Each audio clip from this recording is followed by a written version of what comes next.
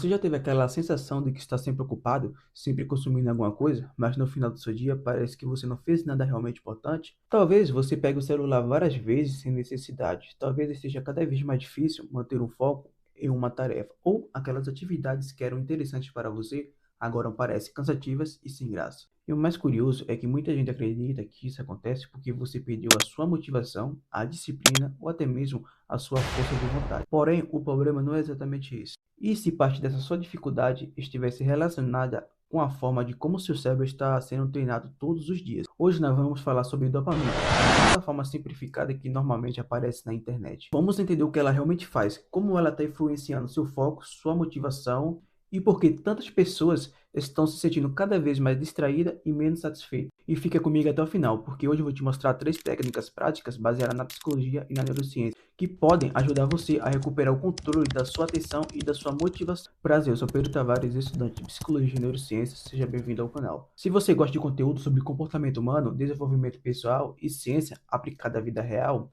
já se inscreve, porque esse canal foi criado exatamente para isso. E agora nós vamos entender o que está acontecendo dentro. Você já teve essa? Existe uma ideia muito popular de que a dopamina é a substância do prazer, mas essa definição está incompleta. Na verdade, a dopamina está muito mais relacionada à expectativa de recompensa do que ao prazer em si.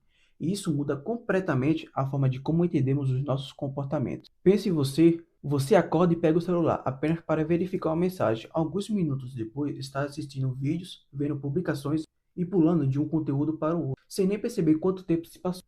Ou você senta para estudar ou trabalhar com a intenção de se concentrar, mas sente alguma necessidade quase automática de verificar notificações, abrir outra aba ou procurar alguma distração. Sendo assim, você passa muito tempo consumindo algum conteúdo, termina a sessão e sente que esteve ocupado, mas não exatamente satisfeito. Se você já passou por alguma dessas situações, saiba que elas não acontecem por acaso. Seu cérebro ele está respondendo a um mecanismo muito antigo de sobrevivência. Durante milhares de anos, nosso cérebro ele precisou aprender a buscar recompensa, encontrar comida, explorar ambiente e descobrir oportunidades que aumentavam as chances de sobrevivência.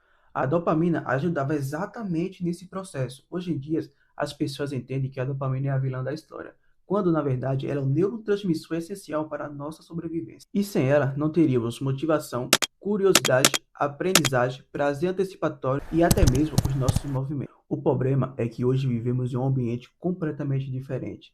Temos acesso à recompensa instantânea 24 horas por dia. E o cérebro continua funcionando com um mecanismo desenvolvido para um mundo que já não existe. A psiquiatra Anna Lembke fala bastante sobre isso. Segundo ela, vivemos em uma época de abundância de estímulos, onde o prazer, entretenimento e distração estão disponíveis o tempo todo. E isso cria consequências extremamente muito importantes. Agora imagine que você recebe uma recompensa inesperada.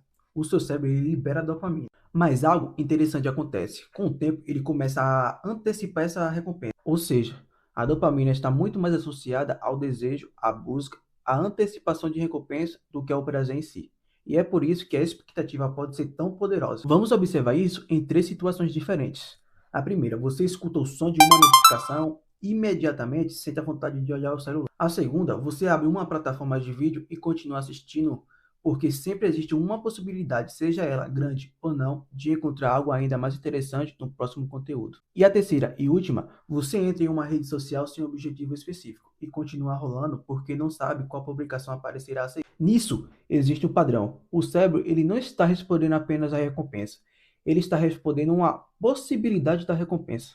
E essa é uma das razões pelas quais a tecnologia moderna consegue capturar tanta a nossa atenção. Elas exploram exatamente o sistema cerebral ligado a expectativas. O neurocientista André Huberman, ele costuma explicar que a dopamina funciona como uma espécie de combustível para a busca. Ela ajuda a direcionar o comportamento. Ela aumenta a motivação, ela faz você perseguir objetivos. O problema surge quando a maior parte das recompensas vem de estímulos rápidos e fáceis. E quando isso acontece repetidamente, algumas consequências começam a aparecer. E uma delas é o foco reduzido. Você começa a ler um livro e sente uma dificuldade para continuar. Ou você tenta assistir uma aula e fica inquieto. Você inicia uma tarefa importante e sente uma vontade constante de interrompê-la. Quanto mais o cérebro se acostuma com mudanças rápidas de estímulos, mais difícil pode permanecer concentrado em atividades que exigem atenção prolongada. Outro impacto é a perda de motivação para tarefas importantes. Imagine alguém que passa horas consumindo conteúdo extremamente estimulante, depois precisa estudar para uma prova, ou aprender uma nova habilidade. Sendo assim, o cérebro naturalmente compara os níveis de estímulos e atividades importantes podem parecer menos atraentes. Ou seja, isso acontece porque os estímulos anteriores são maiores. Outro impacto é a sensação de insatisfação constante. Você pode conquistar algo, comprar algo, mas logo surge uma necessidade de procurar mais, porque o sistema de recompensa foi projetado para continuar buscando. Robert Sapolsky, ele explica que a busca pela recompensa frequentemente produz mais ativação dopaminérgica do que a própria recompensa. Ou seja, muitas vezes perseguimos algo com mais intensidade do que aproveitamos quando finalmente conseguimos. E aqui existe uma pergunta muito importante. Será que você está escolhendo conscientemente aquilo que recebe sua atenção ou seus hábitos estão escolhendo por você? Porque aquilo que você faz repetidamente não afeta apenas seu tempo.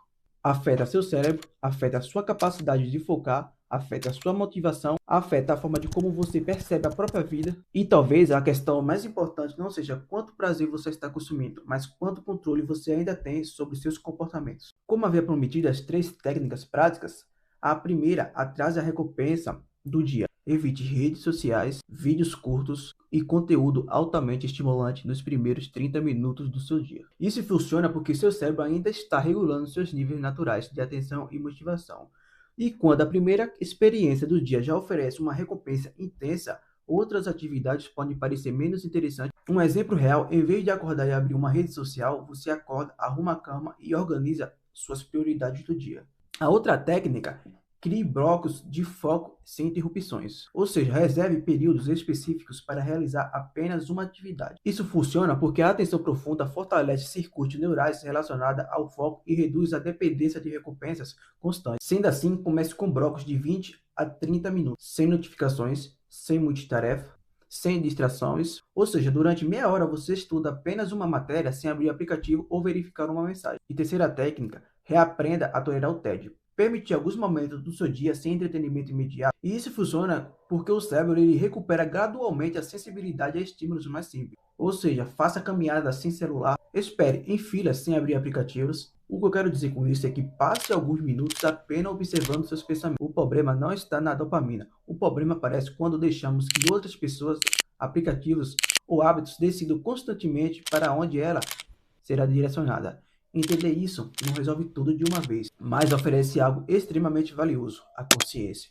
E toda mudança verdadeira começa quando você percebe aquilo que antes acontecia no automático. Talvez você não consiga mudar todos os seus hábitos hoje, mas talvez consiga começar observando um deles.